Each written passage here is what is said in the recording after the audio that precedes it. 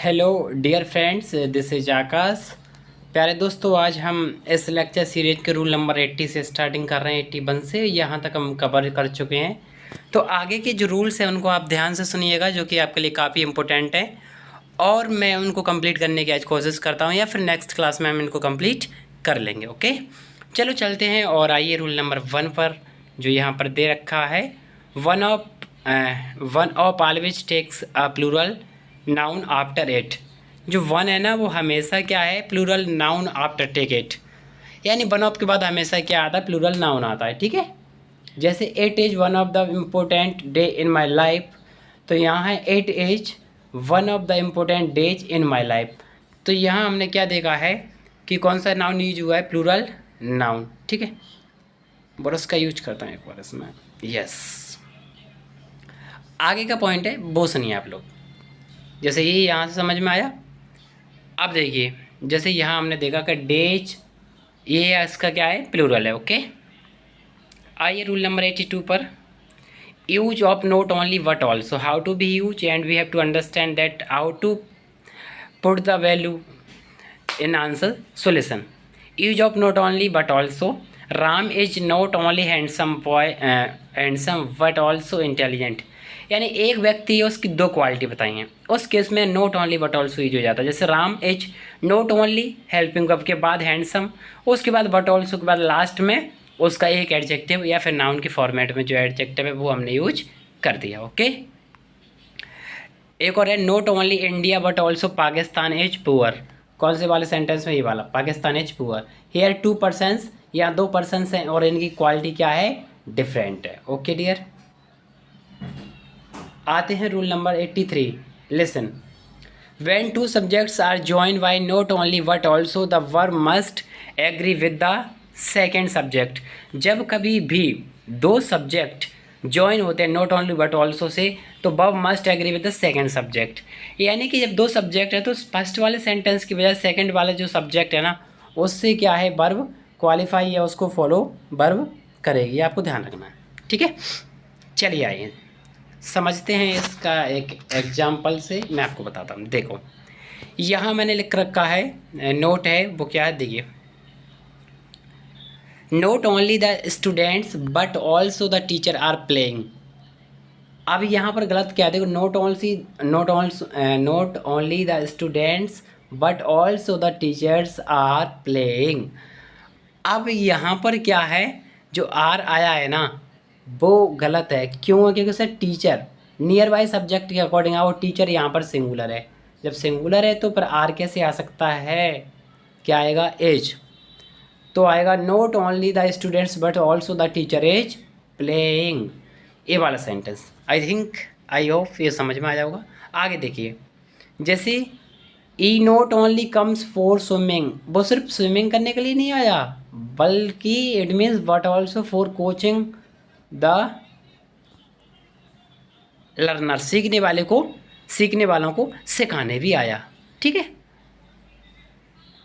तो यहाँ इसमें मिस्टेक्स क्या, वो देखिए, ही कितना है, ही कम्स, यहाँ इन्होंने स्टार्टिंग में ही मिस्टेक कर दिया, ही नॉट कर दिया, बल्कि यहाँ जो कम्स किया है फॉर स्विमिंग, उसमें क्या है, ही के बाद है ना कम्स है, तो ही कम्स नॉट ओनली आएगा, ना कि ही not only comes.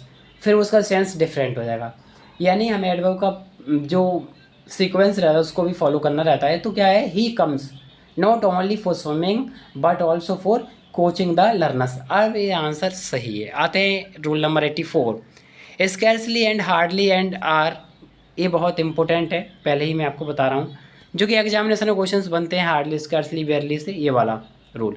Scarcely and hardly से के बाद क्या आता है, व्हेन, नॉट बाय देन नहीं आएगा, बल्कि क्या आएगा, व्हेन। ठीक है, जैसे I had scarcely entered the room when the phone wrong. ठीक है, ये सही है, लेकिन इसमें एक चीज़ और आपको ध्यान रखना है, जैसे इसका सीक्वेंस रहता है वो भी आपको फॉलो करते हुए दिखाई दे। जैसे देखो, हार्डली पहले आ गया, ये जो एडवर्ब्स होती हैं ना, बेयर इन्फिनेटिव बोलते हैं, जो कि स्टार्टिंग में ही आ जाती है सेंटेंस के। जैसे यानी कि इनका रूल रहता है, पहले एडवर्ब आएगी, उसके बाद हेल्पिंग वर्ब, फिर सब्जेक्ट, फिर वर्ब, फिर उसके बाद ऑब्जेक्ट आता है। जैसे hardly had he seen his father he stopped smoking, उसने क्या किया, उसके फादर को देखा और उसने सिगरेट पीना बंद कर दिया। जैसे देखिए स्कैर्सली हैड, आपको ये याद ही रखना है, इन्फिनेटिव बेयर इन्फिनेटिव आया, उसके बाद हेल्पिंग वर्ब, फिर सब्जेक्ट, फिर वर्ब, फिर ऑब्जेक्ट, और उसके बाद में ये जो चीज़ है इसको जिसको आप याद रखना है। कहीं पर भी अगर देन आ गया तो वो गलत है, क्योंकि स्टार्टिंग में क्या आया है, हार्डली। ये बात आपको ध्यान रखना है इसमें, ठीक है। आई होप समझ में आया। आइए next point, though is follow by yet not by but. बहुत सिंपल बात है, दो के बाद हमेशा क्या आएगा, एट, ना कि बट। चलो देखिए सेंटेंस से आप समझिए, एग्जाम्पल्स थे मैं आपके सामने दे रहा हूँ। देखिए, दो ही इज पुअर बट, भाई मिस्टेक, मिस्टेक क्या आएगा, एट, क्या आएगा, एट, ठीक है। जैसे although he is rich yet he is miser, बल्कि वो, यद्यपि वो अमीर है लेकिन फिर भी क्या है, कंजूस। Next, no sooner is follow by then, और नो सूनर के साथ क्या आता है हमेशा, देन। यहाँ वैन नहीं आएगा, वैन आएगा तो गलत है। No sooner had I enter the class then the student stood up, no sooner के बाद क्या आया, देन। अगर यहाँ वैन आ गया तो हो जाएगा गलत, ठीक है, तो देन सही है। जैसे एग्जाम्पल है, no sooner had I reach the station then the train departed, तो यहाँ देन का ध्यान रखना, ये दिया है देन, ठीक है, ये वाला। तो आपको देन को फॉलो करने वाले वर्ड्स याद रखना है, ठीक है। नो सूनर के बाद क्या आएगा पेयर में, देन, ठीक है। और बेयर इन्फिनेटिव की बात करें हार्डली इसका असली के साथ, वहाँ देन की जगह क्या आएगा, वैन, WHEN, ठीक है। लास्ट के साथ मस्ट भी फॉलो शुड, ये फिक्स है रूल। लास्ट के साथ हमेशा क्या आता है, शुड आता है, पेयर है बना हुआ है। जैसे run with care लेस्ट you should fall, otherwise आप गिर जाओगे, आपको संभल के चलना है, तो लास्ट के साथ हमेशा शुड आएगा, ओके। जैसे देखो यहाँ पर read regularly लेस्ट you will fail, अच्छे से पढ़ो हर दिन वरना आप फेल हो जाओगे, ये गलत है, क्योंकि लास्ट के साथ तो हमेशा क्या आता है, शुड, चाहे कोई सा भी केस या कंडीशन हो, ओके। नेक्स्ट देखिए, नेक्स्ट है rule number 88, such as follow by as, such के साथ हमेशा क्या आता है, एज। जैसे such a boy is as I know is the as at the party, मैं इस लड़के को जानता हूँ जो पार्टी में मिला। अब इसका क्या है, एक और, he is such a writer as everybody should read his books, ठीक है, ये वाला कंप्लीट हुआ अपना रूल। आइए रूल नंबर 89 पर, so is follow by that, so के साथ क्या आता है, दैट ही फिक्स है, सो के साथ दैट का प्रयोग, ठीक है। जैसे he is so weak that he can not walk, वो कितना वीक है, इतना वीक है कि वो चल नहीं सकता, सो उसके बाद दैट आ गया, ठीक है। He so handsome that every girl will ready to marry him, वो इतना सुंदर है कि हर लड़की उसको देख करके उससे शादी करने के लिए तैयार हो जाती है। यानी he is handsome that, so आ गया, और that everybody will be ready to marry him, उससे कोई भी लड़की शादी करने के लिए रेडी हो जाएगी। Unless express a condition, it is always used in the negative sense. Thus, not is or never used with unless. Unless एक क्या है, एक्सप्रेशन होता है, कंडीशन होता है, it is always used in the negative sense. Not is never used with unless. Unless के साथ not नहीं आएगा, फिर नेगेटिव पॉजिटिव हो जाएंगे, तो कि मिस्टेक्स है, एरर हो जाएगा फिर तो। Unless you do not labor hard, you will not pass.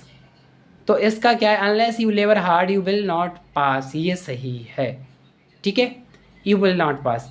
यानी कि यहाँ अनलेस वाले सेंटेंस में नेगेटिव सेंटेंस नहीं आएगा, कॉमा के बाद आ सकता है लेकिन उसमें नहीं आएगा, अनलेस यू डू नॉट की जगह, ठीक है।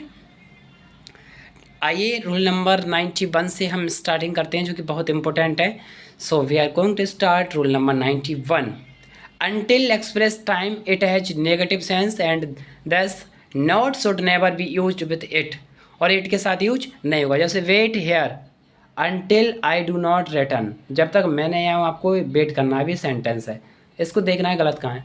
Wait here until I return, तो यहाँ पर नेगेटिव नहीं आ सकता, हम यही हमने पढ़ा है, अनटिल के साथ नॉट वगैरह सेंटेंस में नहीं आएगा, अनटिल अपने आप में नेगेटिव है, तो अनटिल आई रिटर्न ये सही होगा, ठीक है।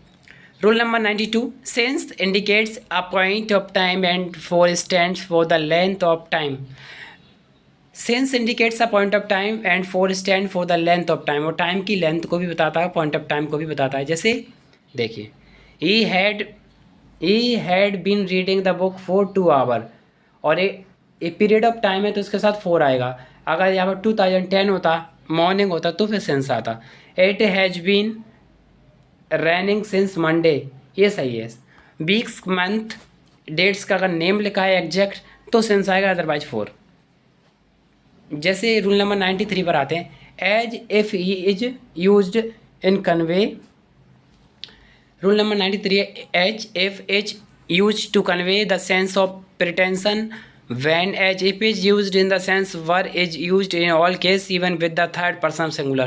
भले ही थर्ड पर्सन सिंगुलर हो, अगर इफ वाला केस बनता है और सपोजिंग दैट, हाइपोथेटिकल बोलते हैं इन क्वेश्चंस को, क्या बोलते हैं, हाइपोथेटिकल, यानी इमेजिनेशन वाले सेंटेंस जहाँ पर सपोज किया जाता है, तो उस केसेस में हमें वर का ही प्रयोग करना है, चाहे सेंटेंस सिंगुलर हो चाहे प्लूरल हो सब्जेक्ट। जैसे he behaves as if he was king, गलत, तो क्या आएगा, सिंपल मैनर में, he behaves as he were a king, जैसे कि वो राजा हो ऐसा बिहेव करता है।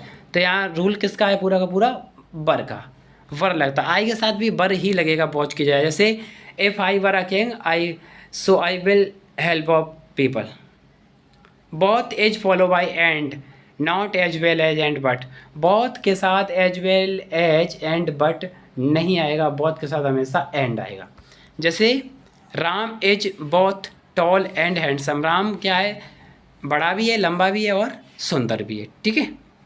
आइए friends, next points 95, rule number 95, use of since because for as. Since for as because समझते हैं इनके use.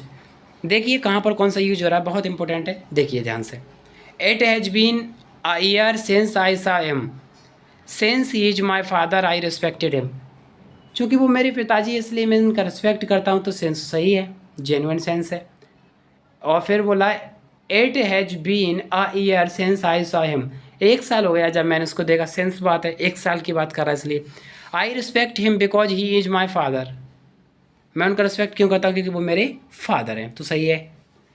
As he is my neighbour I respect him, as हमेशा ज़्यादातर केसेस में स्टार्टिंग में आता है। मैं वो क्या है, मेरे यद्यपि मेरे पड़ोसी, इसलिए मैं उनकी रिस्पेक्ट करता हूँ। As he was not feeling well he did not eating anything, वो अच्छा महसूस नहीं कर रहा था, उसने कुछ नहीं खाया। आइए friends, rule number 97, or is use to introduce an alternative. और किसको बताता है, अल्टरनेटिव, यानी एक के बाद दूसरा ऑप्शन। जैसे क्वेश्चन पेपर अगर आप सॉल्व करते हो एग्जाम में, तो और लगा रहता है, बचपन में अगर आपने एकेडमिक में पढ़ा होगा तो क्वेश्चन एक सॉल्व करते थे, यानी और अथवा में उसका आता था। उसी तरीके से जैसे डू और डाई, यानी या तो करो या मरो। महात्मा गांधी जी ने स्लोगन दिया था क्विट इंडिया मूवमेंट में, भारत छोड़ो आंदोलन 1942 में। योर पर्स और your life, your purse your life, यहाँ और वाले सेंटेंस है पूरे के पूरे जो कि अल्टरनेटिव चॉइस बता दें, ठीक है। जहाँ लिखा है ही माइट स्टडी फिजिक्स और केमिस्ट्री और बायोलॉजी और ही मे एंटर इनटू ट्रेड। फिर आते हैं, यानी और सब चॉइस को बताता है, कहीं भी यूज हो सकता है, don't worry. While he use to mean, while कब होता है, during the time that as long as, जब टाइम बताता है। जैसे कि while there is hope there is life, ज़िंदगी में जब तक आशा है तब तक जिंदगी है। While he was sleeping an enemy enter in the house, जब वो सो रहा था तभी एनिमी आया। वाइल एक्चुअली एक काम ये चल रहा है और दूसरा काम ये हो गया, इन दोनों की साइमल्टेनियस एक्शन, जो लगातार 2 काम एक साथ चलता है, उसी कंडीशन में आता है वाइल। जैसे देखो, at the same time that the girls sang while the boys dance, लड़कियां डांस गाती हैं तब लड़के डांस करते हैं, ठीक है, उसी टाइम की बात कर लिए।